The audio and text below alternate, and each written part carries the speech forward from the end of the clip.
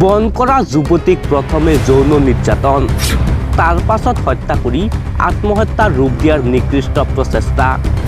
পৰিয়ালৰ লোকৰ এজাহাৰৰ ভিত্তিত গ্ৰেপ্তাৰ শিক্ষক শ্ৰেণীৰাম দাস। এগৰাকী শিক্ষকৰ নিকৃষ্ট কৰ্মকাণ্ডই এতিয়া জোকাৰি গৈছে ডিব্ৰুগড়।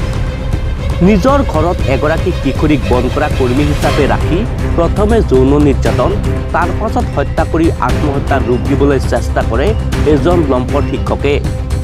বৰ্তমান লম্পট শিক্ষকজনক আৰক্ষীয়ে আটক কৰিছে।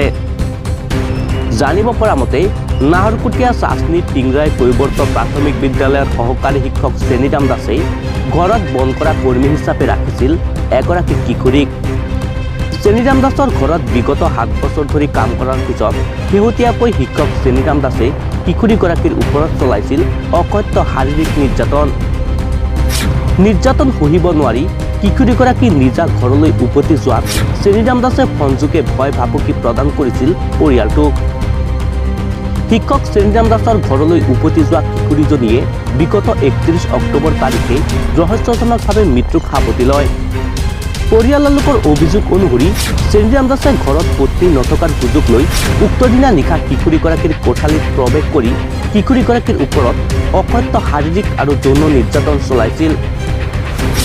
সেই কথা কিশোৰীগৰাকীয়ে শ্ৰেণীৰাম দাসৰ পত্নীক অৱগত কৰিম বুলি ভাবুকি দিয়াৰ পিছতেই শিক্ষক শ্ৰেণীৰাম দাসে কিশোৰীগৰাকীক প্ৰথমে হত্যা কৰি চিলিং ফেনত মৃতদেহটো ওলমাই আত্মহত্যাৰ ৰূপ দিবলৈ চেষ্টা কৰে।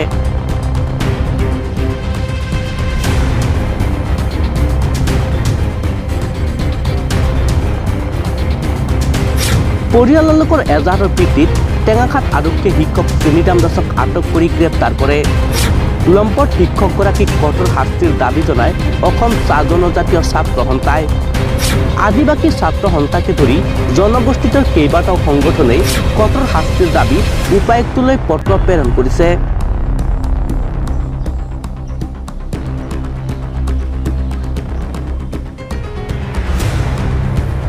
News desk, Assam Expensive।